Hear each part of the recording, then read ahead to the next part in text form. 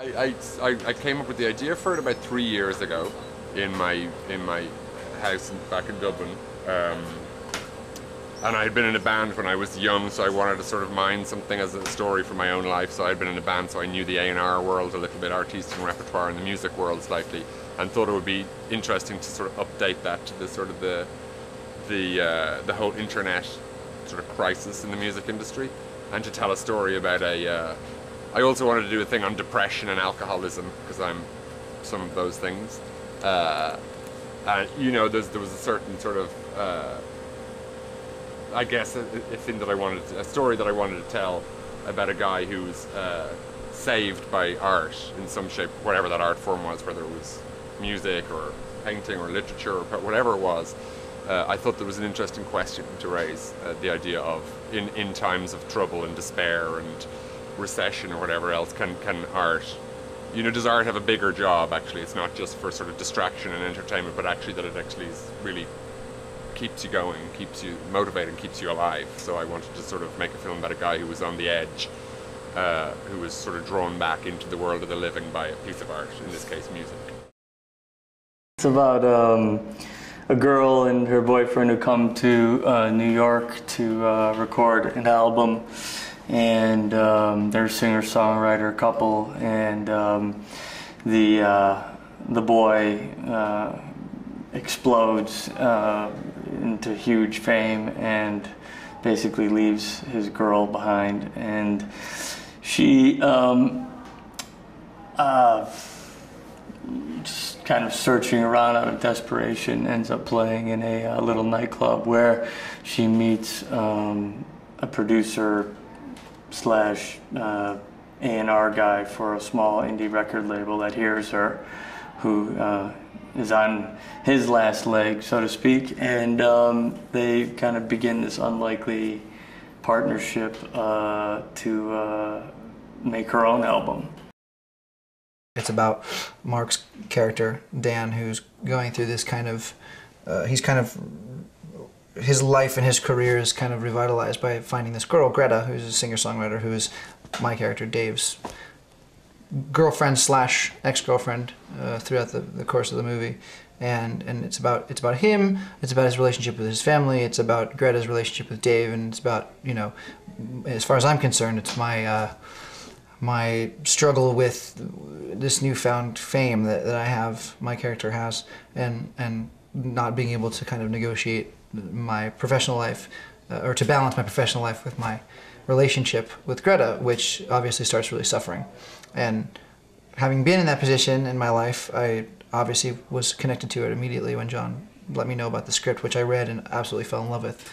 And you know, it's their troubles that everyone else has, but in this particular way, it was something that I could really identify with, having been through things similar to it. So I think the film's about friendship as much as anything else. But yeah, I suppose so. I think it does offer that kind of, yeah, that note of hopefulness, of kind of, who knows where something's going to go, but you might as well try it out. And why wouldn't you give something a try? And I really like that. So where are we going, Mr. A&R Man? We're going to my partner to play him your music. You got your demo? No. You don't have a demo? No. Well, do you have MySpace or Facebook or anything? MySpace? No, I don't. You know, I told you I write songs from time to time. What do you write them for? I mean, what for? For my pleasure. And for my cat. Oh, really? Does he like them? Yes, she seems to. How do you know? Because she purrs. Maybe she's booing. No, she purrs at Leonard Cohen too, and she has very good taste. Maybe she's with you. Okay, can we stop talking about cats now? I suddenly realised that I'd pretty much died in everything that I'd done for about the last 5 years, and I thought I'd really like to do something where I either don't have to go through some emotional turmoil or die. So there's a touch of emotional turmoil in this, but not kind of to the extent of the stuff that I've been doing for the last 5 years. So it was really just, I needed a palate cleanser as a kind of something positive to throw out in the world. And I found this one incredibly hopeful. And I think it's quite rare to find pieces of work that are full of hope. You know, it was one of those things that I was approached by John Carney, the wonderful John Carney, and he he said, "Hey, would you be interested in this?" And knowing John's work really well, I was very kind of honored. I was very honored to be thought of, by him, and it was something that right off the bat I immediately fell in love with and just wanted to be a part of, kind of no matter what, at all costs, kind of thing. And I have, to be honest with you, this is the first film I've ever done, so for John to have that belief in me was really exciting. Here I am. So this next song was actually given to us by someone. Now I'd like to, yes, it is a song. And we'd like to give it back to you guys right now. The person that wrote this song is an amazing songwriter, amazing woman, and please forgive us because we haven't really rehearsed it very much, boys, I know. Forgive us if it's not perfect, but it's better to be imperfect anyway. And you know who you are if you're here, the person that wrote the song I'm referring to. There's a guitar here for you, so do the right thing.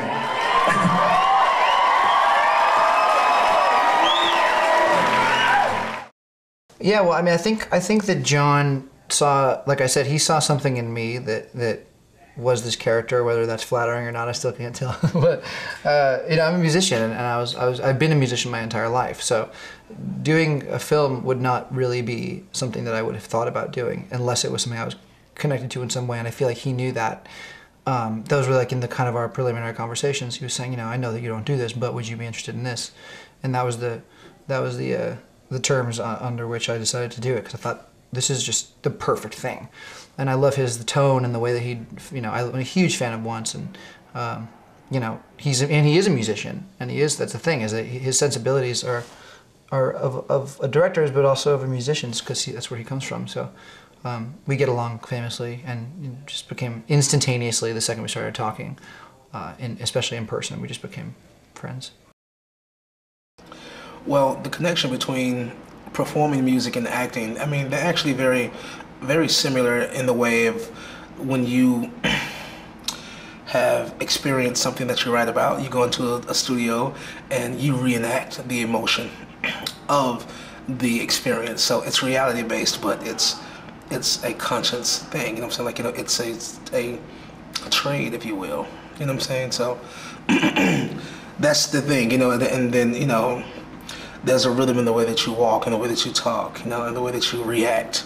And so it's all poetic, poetry in motion, you know what I'm saying? So they're very kindred, they're very similar. They're almost one and the same.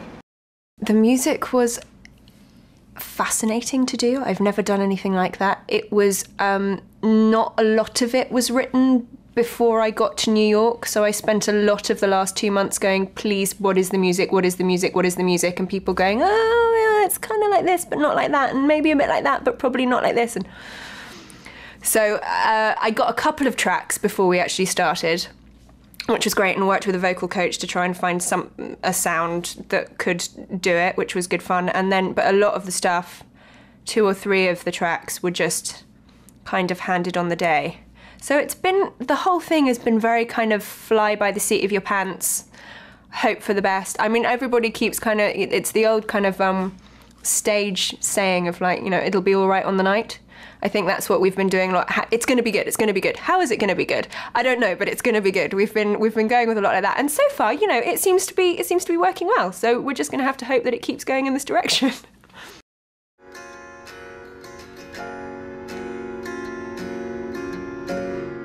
Tell us the reason youth is wasted on the young. It's hunting season and this lamb is on the run. We're searching for meaning, but are we all lost stars trying to light up the dark? Done. What do you think? I think I'm angry. I think I'm mad at you because it's so good that I hate you a little bit. Really? Yeah, what's it called? I don't know. Lost Stars? I think I love it, and I think it's incredible. And it's about me, or it's not about your other boyfriend, right? I don't know if it's about you, but it's definitely for you. I'll take it. It is actually your Christmas present because I can't afford to buy you another one, so happy Christmas. This is the only Christmas present I want. This is all I want for Christmas. Happy Christmas. Thank you very much. I love you. I love you. You know, I can't tell if they're acting like I'm doing a good job or if I really am. You know, but they're definitely making me feel pretty comfortable. You know what I'm saying? So it's definitely, you know, like a compliment and an accomplishment to be in the company of such, you know, such great actors. And I can only hope that I'm doing a decent job because this is my, you know, my first time. And so, so Mark says I'm doing okay. So I think I'll be all right.